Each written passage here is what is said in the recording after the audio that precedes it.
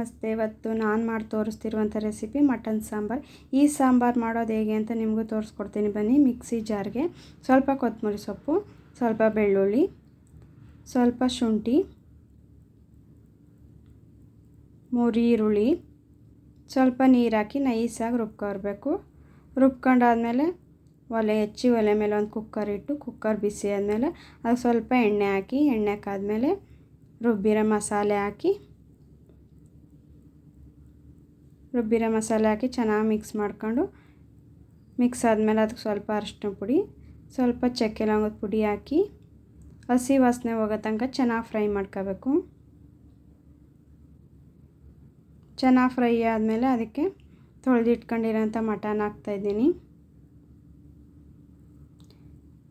Mutton ಎಲ್ಲನೂ ಹಾಕಿದ್ಮೇಲೆ ಅದನ್ನು ಚೆನ್ನಾಗಿ 1-2 ನಿಮಿಷ ಮಿಕ್ಸ್ ಮಾಡ್ಕೊಂಡು, ಮಿಕ್ಸ್ ಆದಮೇಲೆ ಅದಕ್ಕೆ ನಾವು ಫಸ್ಟೇ ಸಾಂಬಾರಿಗೆ ಎಷ್ಟು ಬೇಕೋ ಅಷ್ಟು ಉಪ್ಪು ಹಾಕ್ಕೊಬಿಡ್ತೀವಿ. ಉಪ್ಪು ಹಾಕಿದ್ಮೇಲೆ ಒಂದು ಸಾರಿ ಮಿಕ್ಸ್ ಮಾಡಿ,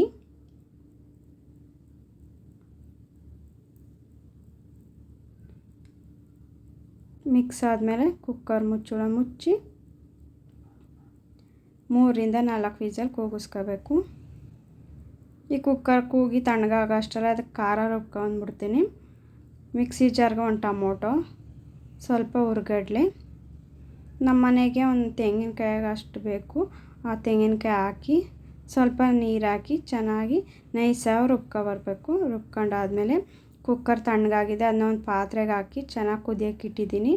ಕುದೀತಾ ಇರ್ಬೇಕಾದ್ರೆ ಸ್ವಲ್ಪ ಕಸೂರಿ ಮೇಥಿ, ಮಟನ್ ಸಾಂಬಾರು ಪೌಡ್ರ್ ಹಾಕಿ ಚೆನ್ನಾಗಿ ಮಿಕ್ಸ್ ಮಾಡಿ 1-2 ನಿಮಿಷ ಚೆನ್ನಾಗಿ ಕುದಿಸ್ಕೋಬೇಕು. ಕುದಿ ಬಂದಮೇಲೆ ಅದಕ್ಕೆ ರುಬ್ಬಿರೋಂಥ ಖಾರ ಹಾಕಿ,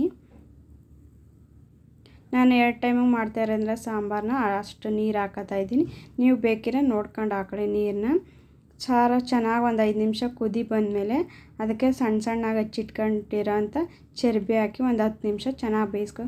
ಈ ಸಾಂಬಾರು ತುಂಬ ಚೆನ್ನಾಗಿ ಬರುತ್ತೆ, ನೀವು ಒಂದು ಸಲ ಟ್ರೈ ಮಾಡಿ, ಎಲ್ಲರೂ ಇಷ್ಟಪಡ್ತೀರ.